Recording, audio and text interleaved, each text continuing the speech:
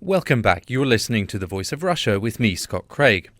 The political row over the British government's controversial welfare reforms is continuing. The government wants to overhaul social welfare payments, including introducing a £26,000 cap on the amount of benefits any household can receive. Its aim is to replace a series of separate benefits with the new universal credit, which the government says will be simpler to administer, fairer, and will encourage people into work. But its critics say the changes will badly hit larger families by including child benefit in the overall cap, hit the disabled by phasing out benefits like disability living allowance, and is being pursued for political rather than economic aims.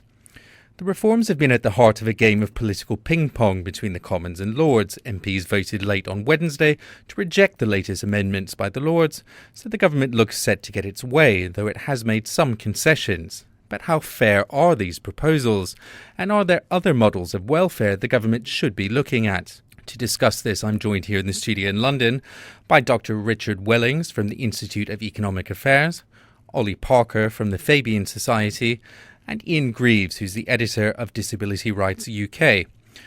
Richard Wellings, let me come to you first. Is what the government is proposing fair? Not entirely fair. I mean, the benefits cap is a very crude measure and it will affect large families and people who live in expensive areas disproportionately. Having said that, though, the current system is also deeply unfair. It means that working families are often no better off than people who are out of work, so there does need to be change. Olly Parker, is what's being proposed fair? I wouldn't call it fair. I've seen various attempts to try and reform welfare over the years. I think all parties kind of agree that the current situation is not tenable. But I just think it's one of those where when the bill was published, it was kind of attached to quite a high ideal. But when the bill's published, people read it. Disability rights campaigners such as Ian, have read it. The Lords have read it. And, the devil's really in the detail. What seems like a very simple theory is actually very difficult to put into practice. What's underneath the bill that I think is unfair? I think the Labour Party, for example, have already said that they accept a benefit cap in principle. But it's the devil that's in the detail. Well, let's come on to this issue of a benefit cap, because that is one of the most controversial aspects of the legislation being proposed. We'll come to you in a minute, Ian Greaves, to talk about specifically the impact on disabled people. But Richard Wellings, is this idea of a cap of £26,000 a year, in your view, a sensible and a workable and a fair idea? I think overall it is fair. Obviously, it will affect a relatively small number of families in particular areas. But having said that, at the moment, you would have to earn something like £35,000 a year to receive an income net of taxes of £26,000. And the public in general find it deeply upsetting that many families on benefits are actually getting more money than they are when they're working hard. And the measure has got immense public support. So although it is a simple and crude policy, in political terms, I think it could be useful in terms of driving welfare reform forward because it's really captured the imagination of the wider public. But it's this issue of it being a rather crude measure to draw a fairly arbitrary financial line. A 26k has been chosen because it is essentially what the government says is the average salary of a working person in the UK. Really, how do you come up with a fairer system that doesn't sound quite so arbitrary? Well, the problem is if you do come up with a fairer system, and it is possible, for example, with the housing to introduce a gradual phase out or something like that, a small percentage that would have a similar effect. But the problem with that is that people just don't understand it. The benefits system is so complicated that people don't know how much they're going to get if their circumstances change. And at least a simple cap makes it very clear to people that they're not going to get any more money beyond a certain point. So it has its benefits. The simplicity has a lot of benefits. Olly Parker, on the issue of a cap, is a cap of 26k reasonable? It really depends where you live, isn't it? I think no reasonable person, if you went across the whole country, would say that a 26 cap is somehow unreasonable.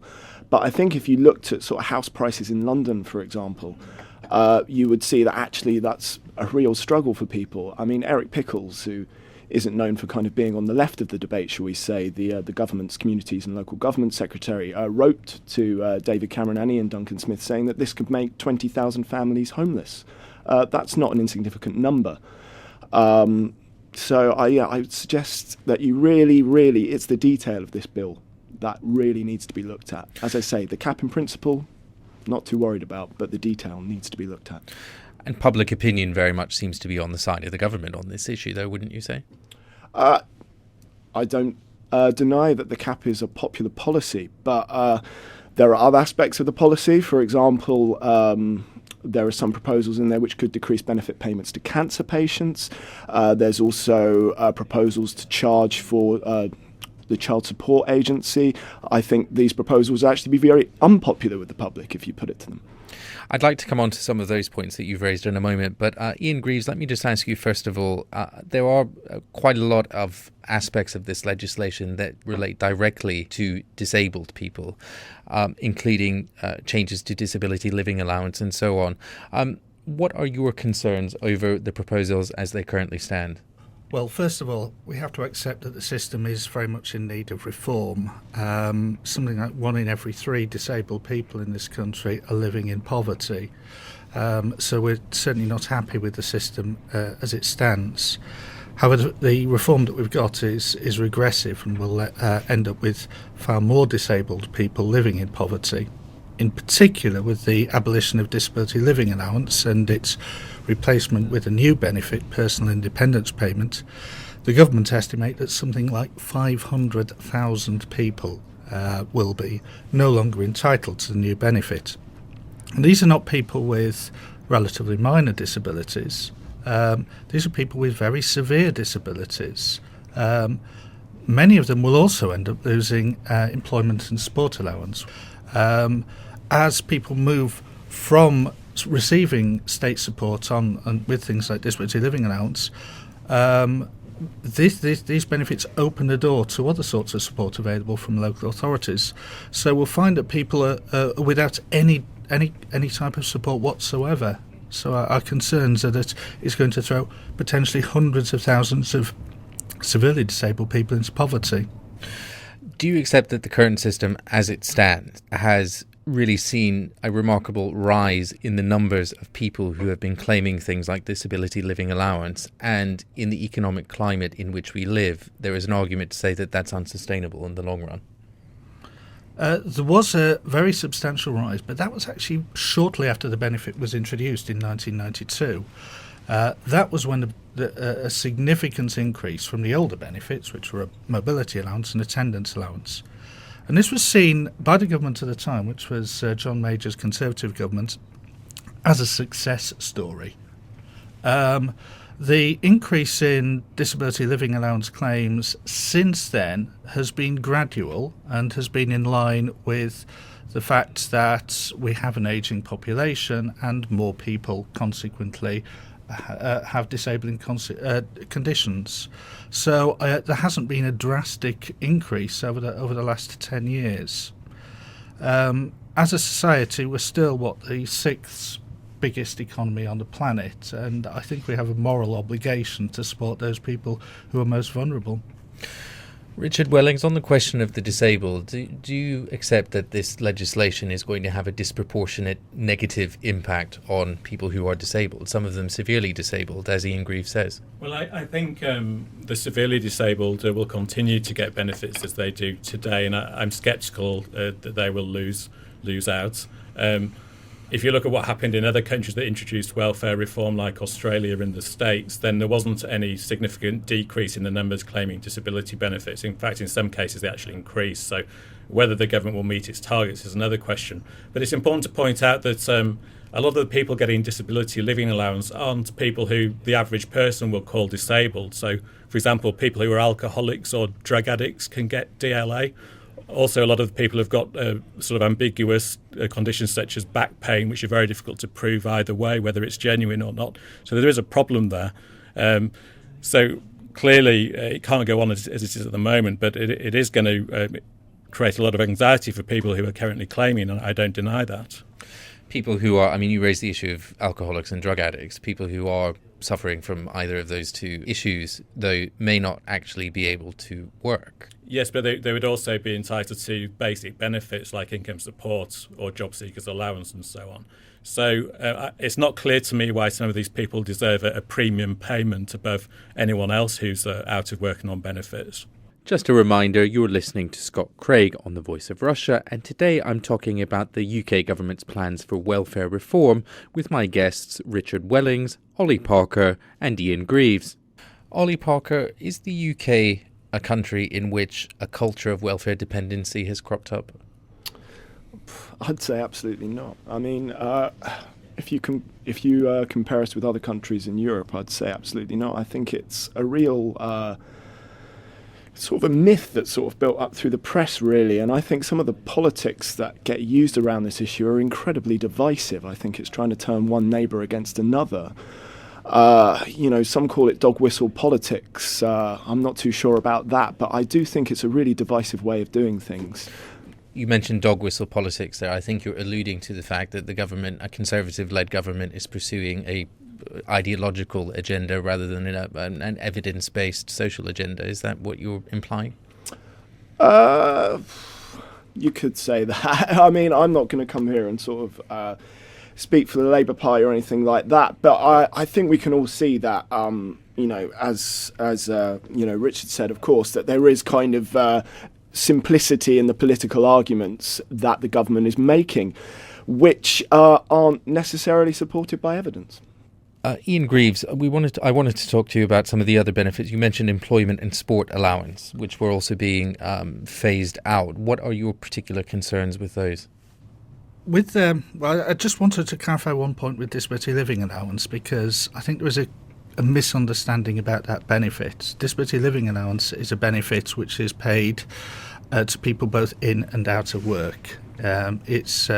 It's not a benefit that it encourages dependency at all. In fact, quite the reverse. A lot of people find that with the disability living allowance payments, they're able to go to work. For instance, if they're getting a high rate of mobility, they're able to get a car from that and they're able to drive to work and back. So it's a benefit which gets rid of that isolation. Now, employment and sport allowance is the benefit paid to people who are not able to work. It is replacing the old incapacity benefit. It's partly a national insurance benefit, and the cuts to the national insurance elements of employment and sport allowance concern us greatly, because at the moment, as long as you continue to satisfy the criteria, you have a condition which limits your ability to work, you can get the benefit indefinitely. The government intend reducing this so that you can only get it for a period of 12 months. The only people exempt are people who are judged to have the most severe disabilities and people who are deemed as being terminally ill, which means that their life expectancy is limited to 6 months or less. So the large majority of people will only get this contributory benefit for a period of 12 months. Now, these are people who've paid into the schemes. These are people who would expect to have this benefit for as long as they have a condition that stops them from being able to work. There's been very little information out there on the media about this. People are going to be horrified when they find out that having worked all their life, having paid thousands of pounds into national insurance contributions over the years, their benefit will be limited to 12 months, after which, if they have a working partner, they won't get anything at all. And we're talking about people with severe disabilities, somebody who's paraplegic, for instance, or somebody who's severely visually impaired would be unlikely to put into that small group of claimants who would be able to get the contributory element indefinitely. And that's just wrong. You talk about the severely disabled and people who are terminally ill there. I don't think many would disagree with what you've said. However, there is a perception there are a sizable number of people claiming disability benefits who are not necessarily disabled. I mean, the sort of classic sort of stereotype of someone who hurts their back and is signed off of work and is then sort of put into onto disability benefits for a longer period of time? Or is that just a stereotype that really doesn't have any foundation in reality? Well, if we're looking at disability living allowance, studies have showed that fraud of the system is something like 0.4%, so 1 in every 200 cases. Clearly, that's a problem.